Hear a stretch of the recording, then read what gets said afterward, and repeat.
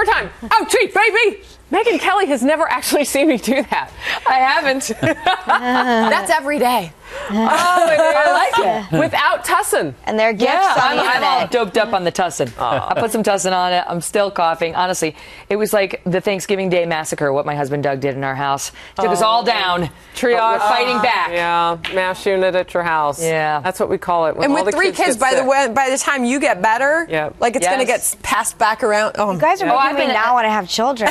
At night on the Kelly File, I've been taking tussin with codeine. So I have been on narcotics. But half a dose probably, right?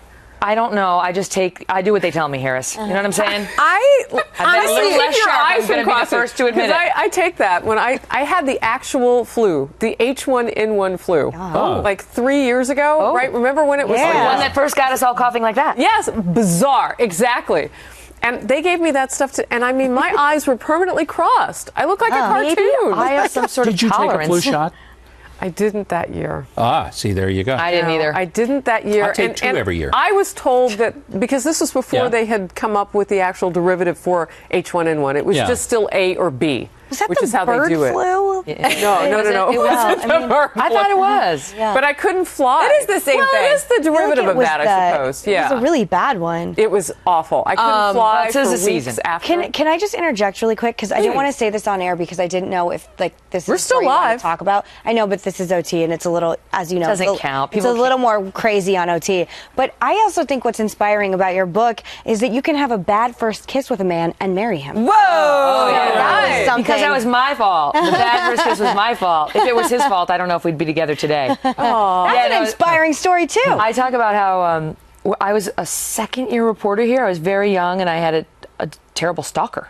And it was alarming because I was very young and I hadn't taken any steps to protect my identity or my address or anything like that. So he found me. He had a lot of access. And long and the short of it was I was surrounded by first one armed guard around the clock and then two armed guards around the clock. And that's when I met Doug. So for our first kiss, we had these two armed guards standing there watching us. It was like having your parents watch you. Oh, my God. And I was nervous. I was like, I couldn't perform under pressure. And so it just wasn't one of my best. And he was so cute. And I wanted to do better. And the next day, the two guards took me to go pick up Doug at his hotel room. We were going to go out to lunch. And I said to them, you guys wait here. I'm going inside alone. And Doug opens the door and he's like, you ready to go? I'm like, hold on. Back inside. You laid one on him. Why? I'm like, I have chills. I can do better. He was like, right this way. So I love it. You're inspired by all these other really amazing stories, but I was like, that's a story that women of America should take heed. It was just a kiss, for the record. We left the hotel room immediately thereafter and went for a lovely walk with Viper and Cougar, the guards. Viper and Cougar. We nicknamed them.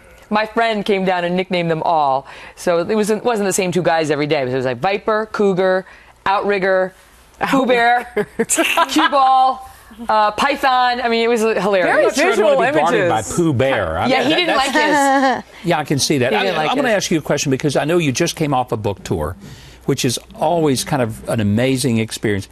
What was the most treasured memory that you had from meeting all those people that watch you on TV that you normally don't get to see, and this time you got to meet them? What was one of the things? I have two that are tied.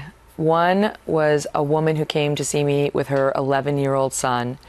I met them down at the Villages, and she was in tears and her son was in tears, and they said that I was there on the TV when he came out of a coma. God. Her 11-year-old who had respiratory issues.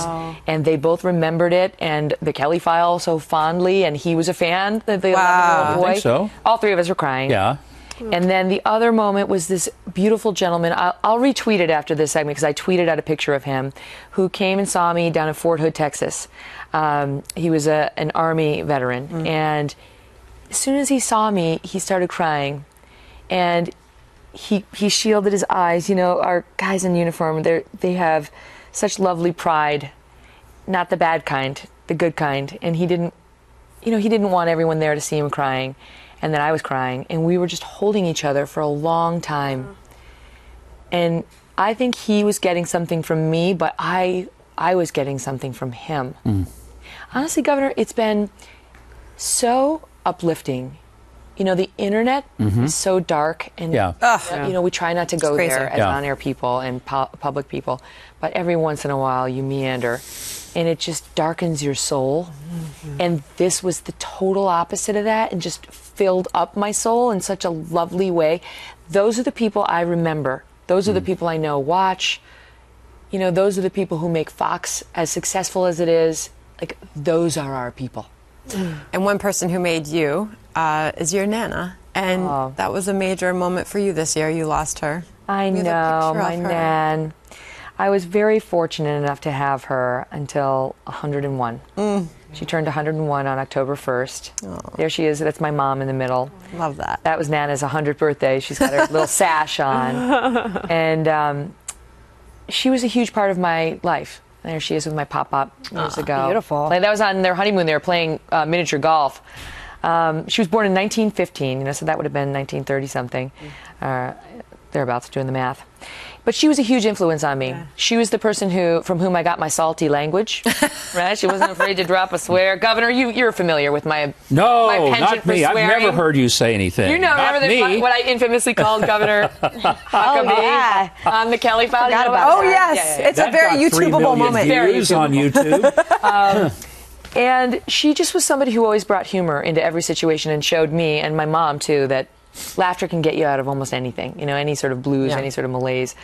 And so I really thought as recently as April, she was doing great. And she lived on her own all the way up to the summer before she died. She never, I mean, honestly, we finally got her a nurse's aid. We had to lie to her and tell her that it was free, because she wouldn't accept it. And like, it's free. She's like, oh, that's wonderful. That's fantastic. And we were like, I love that. Anyway, I could see doing that. I have one question about your book from our live chat, which, by the way, is cooking along here. Vax says, is settle for more for men, too? Totally. And in fact, I've been tweeting out a lot of beautiful messages I've gotten from, like, one guy said, it even brought this old Marine to tears and taught him a thing or two. A lot of guys have read it and felt the message, just not specific to women. I think a lot of young women have enjoyed it because I am a woman, and they sort of see a path forward for someone like them. But the core message is about doing better as an individual. I mean, that is my core message to people. I think hopefully the main takeaway is you can do better and be better and choose to settle for more. You don't have to sit around envying anyone. And the name of the book is based on a Dr. Phil saying, which is, the only difference between you and someone you envy is you settled for less. So I want people to feel empowered to change their lives, to recognize that no one's coming to save them, and they don't need anyone to save them. And so many people have come and said, well, what about your white privilege, or your privilege in growing up in a middle-class family and, you know, not having some obstacles that others have? And that may all be real. But my message is, I think that kind of thinking is self-defeating. And even though you may be a victim of circumstances, of others, of events in your life, I think it's very problematic to get in that victim mindset. Yeah. You know, I think it's much more powerful. I don't even like the word victim. I prefer the word target. But I think just believing that you can power your way out of it, believing that, and then doing the things you need to get the help you need to do it. But understanding that it's on you. It's on you, because I think at some level we do believe someone's coming to save us, and they're not. One of the things you talk about in the book is work ethic, and it's what I tell my kids and every young person I run into. It's like, you know, why are you working 6 days a week? Because that's what this opportunity took. Yep. Like, you bring whatever you have to each moment that is called upon. So, and so if it had been called, oh, we only need you here for 4 hours a week, I would be sad. Yeah. But if I showed up for the other 55, it would be awkward. Yeah, right. Right? But your work ethic, that notion of just bringing everything you've got, really resonated with me in what you wrote too. Well, I mean, I do think that one common strain you hear from successful people across the board is they're hard workers. I don't remember meeting somebody who had great success in their life who said, I half-assed it and got lucky. You know, they work and they work hard and they make sacrifices. And I truly believe, from experiences I had trying to get into law school, trying to get on the law review, trying to get on the moot court, trying to get to Jones Day with the law firm I ultimately settled at, trying to get into television, trying to get on, you know, all those things, that hard work can get you where you want to go. And this is one of the reasons why I want people to know that I was no great shakes. I was nothing extraordinary. I really wasn't. I had parents who loved me. That was a blessing and an advantage. But I was very unattractive as a child. I asked my mom, am I really smart? She was like, you're about average, which was true. It was true. I did fine in school, but nothing to write home about. The reason I got to the top of the legal industry and now this industry is because I worked my tail off. Yep. I worked for it, and everyone out there can do the same if they believe and then put their mind to it. You know, you have to make sacrifices, but it is achievable. Not being a news anchor necessarily. I'm just saying whatever's right. Whatever it is, say yes. It's in your heart. But it's often been said that the luckiest people in the world, amazingly, work really, really hard at being lucky. And that's so true. That, you know, people say, you're so lucky. But maybe, but chances are 9 out of 10 times those lucky people have worked really well, what it brings you is a chance for your experience to meet chance, opportunity. I mean, if you keep working at something, it may feel like luck because you've done it for so long and so well and so much of it that it actually meets with the first opportunity that sparks your dream. So to the governor's point, this woman who I know and love, she wrote the F Factor diet, which I love and I follow. F Factor, F is in fiber, also F exercise, which is a great chapter. But she's got a beautiful body, of course. And she says that people always look at her and say, you're so lucky. Kills me. And she says, to your point, it isn't luck. It's very hard work to look like she looks. And she makes sacrifices, ones that I choose not to make. Like, I can only look amazing with the chocolate after the dinner. You can't do it all the time. You do a little running too, right? There's only so much fiber I You can don't eat. run? I run after my kids. That's about it. I haven't exercised in years. All right, we gotta run out of here. Whatever you're doing, it's working. Thank you for being here, and thank you for being Fun to have all. We're going to roll, Great to be here. and we'll see you next week.